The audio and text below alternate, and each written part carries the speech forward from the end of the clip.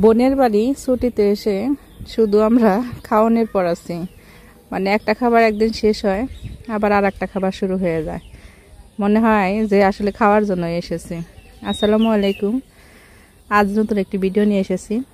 আমরা যে বোনের বাড়ি এসেছি ঈদের ছুটিতে, সেটা অনেকে দেখেছেন যারা আমার ভিডিও দেখেন। আজ আমরা করব বিরিয়ানি রান্না, কারণ গতকাল অলরেডি পিঠা খাওয়া হয়ে গেছে। ছেলেমেয়েরা বিরিয়ানি খাবে। সবার অবশ্য বিরিয়ানিটা মোটামুটি পছন্দ, গরুর গোশত দিয়ে বিরিয়ানি রান্না করা হবে, সেটার প্রসেসিং চলছে। আমি সেটা সকাল না অবশ্যই সকালে খাবার দাবার শেষে সেটার জন্য কাজ করা শুরু করে দিয়েছি। প্রথমে মাংসগুলো কেটে নিচ্ছি।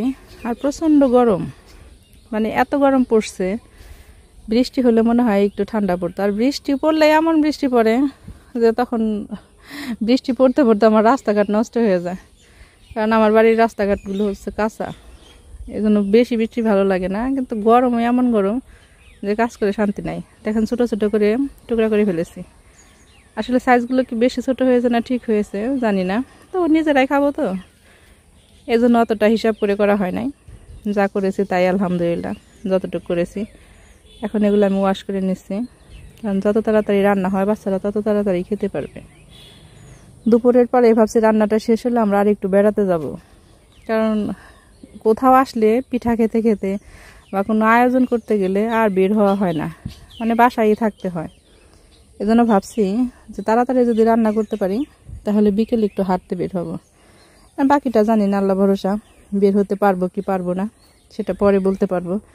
এখন আমি ভালো করে গোস্তটা পরিষ্কার করে নিচ্ছি। এখন এই রান্না শুরু করে দেবো।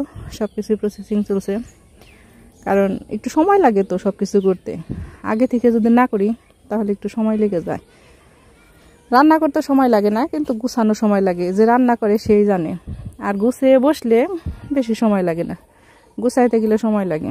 রান্না করাটা অনেক মজার, যে করতে পারে সেই জানে। রান্নার মধ্যে আলাদা একটা সুখ আছে। দেখুন আমার মাংসগুলো কষানো হয়ে গেছে, দেখে মনে হচ্ছে অনেক টেস্টি হবে।